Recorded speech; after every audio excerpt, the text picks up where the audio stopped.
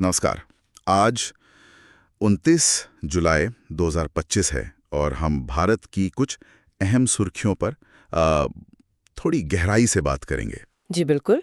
देखेंगे कि इन खबरों के पीछे क्या है और ये आपस में कैसे जुड़ती हैं। हाँ, तो चलिए शुरू करते हैं।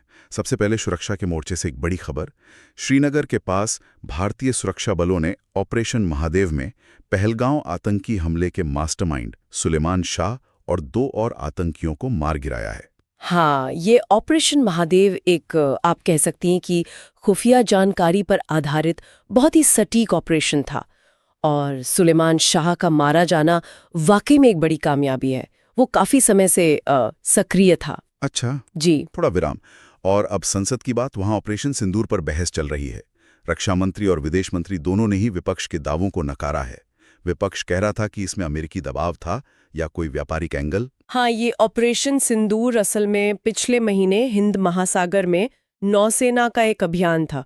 अब इस पर देखिए राजनीति हो रही है। सरकार कह रही है कि हमने बिना किसी दबाव के फैसला लिया, हमारी अपनी स्वायत्ता है। और विपक्ष इसे बाहरी दबाव या शायद किसी व्यापारिक लेनदेन से जोड़ रहा है। तो ये दिखाता है कि कैसे सुरक्षा और विदेश नीति के फैसले वो घरेलू राजनीति से भी उलझ जाते हैं। बिल्कुल। चलिए अब एक अलग तरह की खबर। 5 साल के गैप के बाद भारत ने चीनी नागरिकों के लिए टूरिस्ट वीजा फिर से खोल दिया है। हाँ, ये काफी अहम कदम है। 5 साल बहुत लंबा अरसा होता है। तो ये वीजा बहाली शायद रिश्तों को सामान्य करने की एक कोशिश हो सकती है, तनाव कम करने की तरफ एक इशारा। लोगों के बीच संपर्क बढ़ाने की कोशिश। जी बिल्कुल, पीपल टू पीपल कनेक्ट जिसे कहते हैं। अच्छा, अब आते हैं अर्थव्यवस्था पर। शेयर बाजार में आज गिरावट देखने को मिली। सेंसेक्स करीब 572 अंक नीचे 80,891 पर बंद हुआ और निफ्टी भी गिरा 24,680 पर। हाँ, और इसकी वजह जो बताई जा रही है वो है विदेशी पोर्टफोलियो निवेशकों यानी एफपीआईज की बिकवाली। ये राष्ट्रीय बिकवाली क्यों होती है अचानक? देखिए, एफपीआईज मतलब विदेशी निवेशक। जब वो अपना पैसा निकालते हैं तो बाजार गिरता है। ये अक्सर वैश्विक कारणों से होता है, जैसे दुनिया में कहीं ब्याज दरें बढ़ रही हों या मंदी की आहट हो या फिर देश की अपनी आर्थिक चिंताएं भी हो सकती हैं। समझ गया। व्यापार को लेकर भी थोड़ी अनिश्चितता का माहौल है भी। और इसी माहौल से जुड़ी एक और बड़ी कॉर्पोरेट खबर है, टीसीएस। हाँ, टीसीएस वाली खबर। वो 12,000 से ज्यादा कर्मचारियों की छटनी कर रही है। बाप रे, 12,000!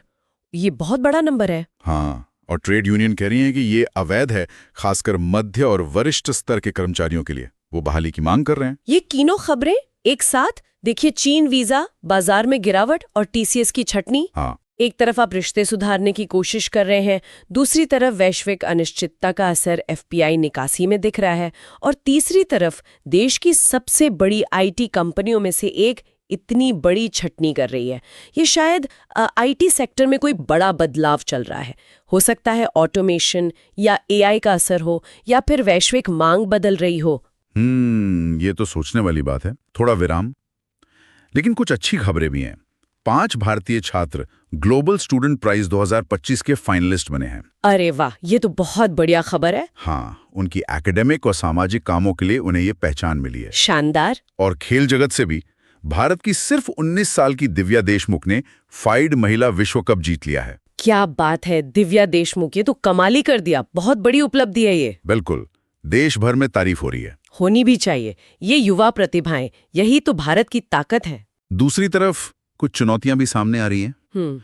सुप्रीम कोर्ट ने चुनाव आयोग से कहा है कि बिहार में वोटर आईडी को आधार से जोड़ने की संभावना को देखें। हाँ, ये आधार वोटर लिंक वाला मामला फिर से उठा है। तकनीकी और प्रशासनिक चुनौतियां हैं इसमें। और आज विश्व हेपेटाइटिस दिवस भी है। एक रिपोर्ट आई है कि भारत उन टॉप 10 देशों में शामिल है जहां दुनिया के 2/3 हेपेटाइटिस बी और सी के मरीज हैं। ये बहुत चिंताजनक आंकड़ा है। सार्वजनिक स्वास्थ्य के मोर्चे पर ये एक बड़ी चुनौती है हमारे सामने। तो एक तरफ छात्रों की सफलता, दिव्या की जीत, गौरव के पल हैं जी, और दूसरी तरफ हेपेटाइटिस जैसी स्वास्थ्य चुनौती या आधार वोटर लिंक जैसे मुद्दे। बिल्कुल, यही आज के भारत की तस्वीर है। एक जटिल तस्वीर। उपलब्धियां भी हैं, चुनौतियां भी साथ साथ चल रही हैं। और आखिर में एक राजनीतिक खबर। जी, जम्मू कश्मीर से अनुच्छेद 370 हटे 6 साल पूरे होने वाले हैं, तो कांग्रेस 5 अगस्त को काला दिवस के तौर पे मनाएगी। और 5 से 20 अगस्त तक विरोध प्रदर्शन करने की भी योजना है। हाँ, तो ये दिखाता है कि कुछ राजनीतिक मुद्दे अभी भी काफी संवेदनशील बने हुए हैं और उन पर मतभेद कायम है।